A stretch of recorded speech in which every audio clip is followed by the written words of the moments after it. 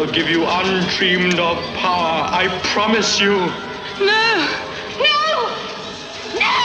Me, Johnny, me! I'll do it! Me! But this is Satan!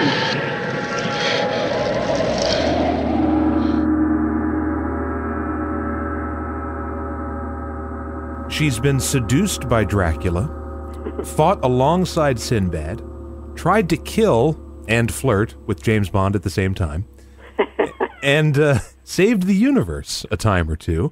Caroline Munro is with us. Welcome to the show. Oh, thank you very much. That's a lovely introduction. I really enjoyed that. Well, thank you. You are going to be in our area very, very shortly, next weekend. I certainly am. We fly in from London on Thursday, so Friday, Saturday and Sunday we're at the Chiller Theatre show in Parsippany. Yes, indeed.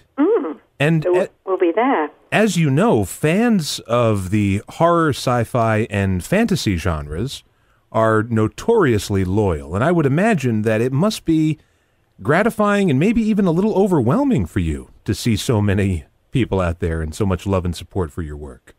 Well, I must say I've done the show quite a few times, actually, this particular Chiller show, and you're absolutely right. You do feel the warmth and the support, and people come from miles around to see you, and I'm always amazed at that people come time and time again, and I just really thank them for that, for this support and loyalty and love. Now, I have to ask you, would you consider yourself somewhat of a fan of horror and science fiction? Or am I a fan of... I can't say I'm a huge fan, but then again, it's been a while, so I've started to get to know the genre. So yes, I'm intrigued by it, and obviously I've been involved in it a lot. So I'm getting to know more and more about it, and I do appreciate the genre very much. I'm a bit of I tend to like a bit of a thriller myself, a bit of a thriller or something with a really good story. But that's not to say some of the genre stuff doesn't have good stories, because they certainly do. So, yeah, I'm a fan of film in general. I would think you might have a little bit of a problem being a fan of all the genre films because you were in so many of them. It's like being a fan of your own work, I can't say that. I certainly wouldn't say that. But I've been lucky to have worked with some amazing people, some very...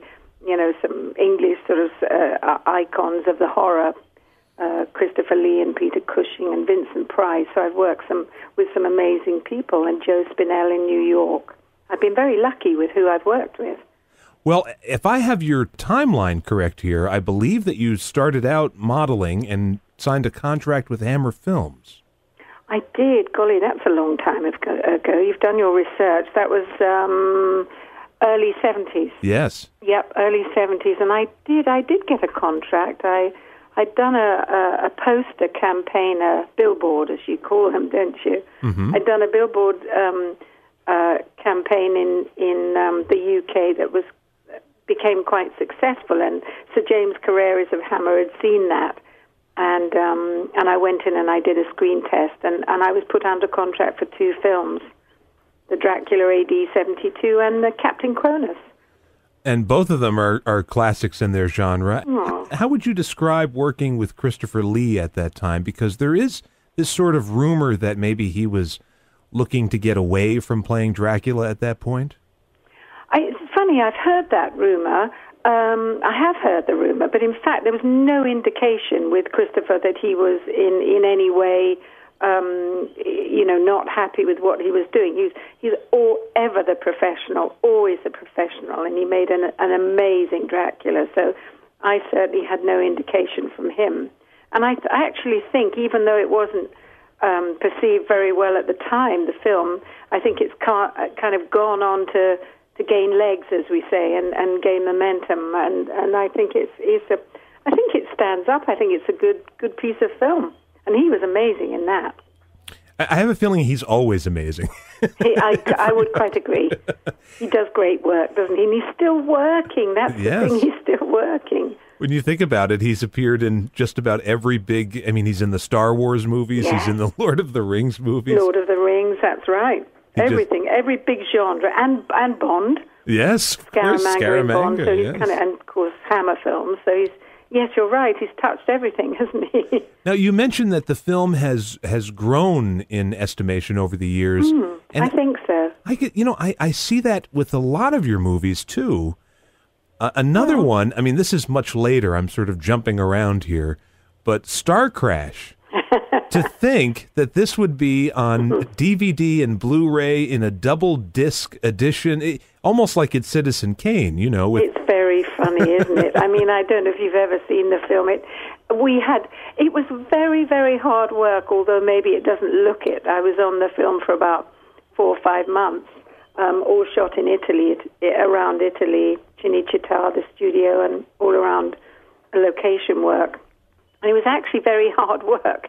And of course, we had Christopher Plummer flew in for 2 days, and David Hasselhoff, the Hoff, was in it for. It was his first feature film, I think. So I think they did a really good job, but it was very tongue in cheek, and it was after Star Wars, so it was very light-hearted and brilliantly shot, superbly photographed by. His name was Roberto Dittorio. He was a wonderful cinematographer. And Louis Coates, did a great job, I think, of directing it. Again, it's kind of had legs, and people laugh at it, but they smile with it at the same time. So it's I was pleased to have done it, that's for sure. From the black depths of infinity, through the blinding light of 1,000 suns, comes a space spectacle for all time. Star Crash. The Count has created a weapon so vast that it would take a whole planet to conceal it. Marjo Gortner, Caroline Munro, and Christopher Plummer. There's one solution left. Star Crash. Star Crash. Rated PG. Parental guidance suggested. And I have to ask you, because not only in Star Crash, but in a lot of your films, too, have you ever been presented a costume and thought to yourself, there's no way that I can wear this? Are you really expect me to wear this outfit? You're right. That did happen a bit with Star Crash when they presented me. I was flown over. I'd read the script. I was flown over to Italy, and my first meeting with the costume chap, he was very flamboyant Italian. He said, "Hi," he said, "Caroline, this is your costume." And he showed me 2 little strips of black leathery stuff. I said, "Oh, okay." So I put that on underneath the costume, and then I put the costume on the top. Is that right? He said, No, this is your costume. So that became still a star with lots of, we say toupee tape. I don't know if you call it toupee tape. Sticking tape. Sure. So it stuck to you. We didn't want any mishaps. It was a children's film after all. Right. So anyway, that yes, it was, and it was cold. It was cold on those sound stages in Italy. So, but it was great fun. I mean, I was active all the time in that. I got very fit working on that film, actually. Yes, you're running around all over the place. I'm running around lots, fighting lots of creatures and things and people and all sorts. And of course, great fun. A little earlier on in the Golden Voyages of Sinbad, also being chased by creatures of one sort or another. Yes, that holds a very special place in my heart. I was with Ray Harryhausen a couple of weeks ago. We did the extra bit on the talking bit on the for the Blu-ray, which really? I believe is coming out early next year, I think. So it was lovely to see the film again, sitting with Ray, and we had our memories, and that was a lovely film. Beautiful costumes. I mean, not a lot of them, again, but what there was absolutely beautiful materials, sumptuously lit. So that was lit by Ted Moore. He went on to do a lot of the Bond films, and that was a great experience. But again, I was working with the blue screen or green screen. And, of course, there was nothing there, so you were left very much to your own imagination. But it was a wonderful experience, and working with Ray and my lovely John Philip Law and Tom Baker, who played an exquisite baddie. It's amazing listening to you just rattle off all these names that are You know, they're just icons, every single one of them. Yeah, they are. They certainly are. I mean, as I say, I always look at my little life journey, and I think I have been very lucky because nothing was planned. You know, nothing was set in stone. I just followed my path, and my path led me to all these interesting places. So very lucky. My name is Bond, James Bond. Since we first met, you've joined me on 9 of my missions. My latest, and if I'm not careful, my last assignment, will take me to new heights of adventure and new areas of excitement. Oh, James. It won't be easy, but every job has its rewards. In this case, it's the spy who loved me. Roger Moore is James Bond, the spy who loved me. Rated PG. Parental guidance suggested. Now, you just mentioned a reunion you had recently with Ray Harryhausen. With Ray, yes. You're going to be having another reunion at Pinewood Studios. Oh, you are well informed, aren't you? How do you know all that? I'm a fan, Caroline. I go to your website. Roger's there next weekend on Sunday. I think it's Sunday.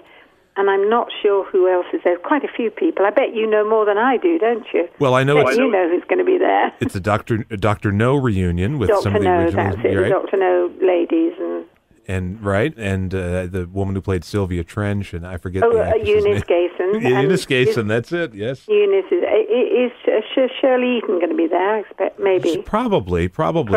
And you'll be, and of course you're there. I'm there with Roger. Right, and we hope that you're nicer to him this time than you were as Naomi in the film in that helicopter. I think I was quite nice with him. As nice as I could be, as nice as I was trained to be.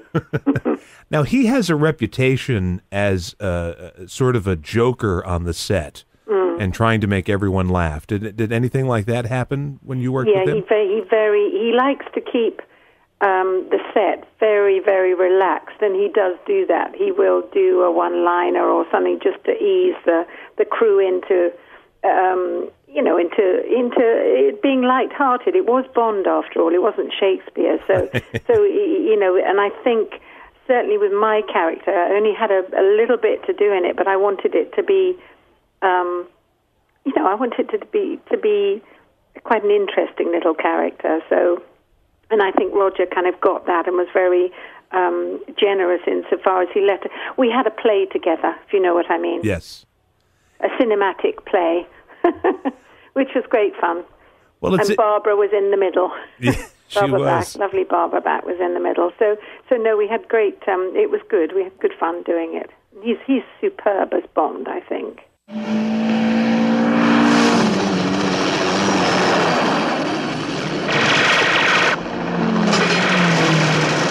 You ever get the feeling somebody doesn't like you?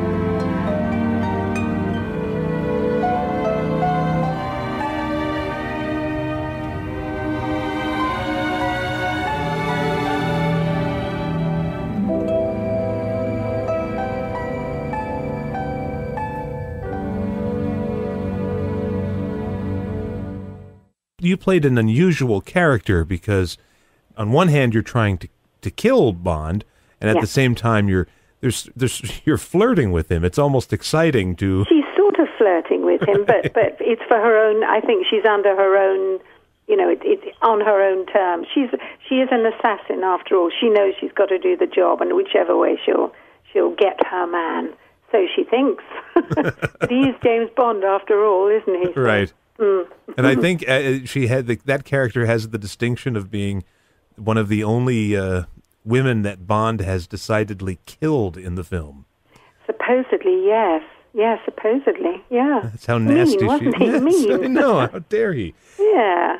Once again, we are talking to actress Caroline Munro, who's going to be at the Chiller Convention Friday, Saturday, and Sunday next weekend in Parsippany, New Jersey. I can't remember the name of the hotel. It's how do you say it again? Sheraton Pacific. Yes. That's it. That's where we'll be. And there'll be Martine Beswick, there'll be Valerie Leon, Joan Collins. I work with Joan. There'll be a lot of people. So Friday night's a good one. Friday night from 6 until about 11, I think.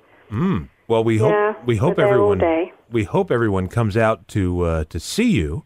That would be lovely. Just come and say hello. We'll be there. Absolutely. Now, before I let you go, I should tell you that on this radio program, we love our new wave music of the 80s. Okay. And you recorded a song with Gary Numan. I did, yeah. Yes. Pump Me Up. Is there anything you can tell us about Pump Me? We're going to go right into that song, Pump Me Up. Are you? Oh, yes. My goodness. Golly. Yes, that's a surprise. It's an interesting song that he'd written, and he wanted a female vocalist or singer, and I'd done a little bit before, and asked me to do it. And if you listen very carefully to the background, he produced it, but he's actually on the background of the song. So yeah, it's an unusual song, but very much of the time, I would say. Thank you very much. Thank you so much. It's been a pleasure talking to you. Very nice to talk to you.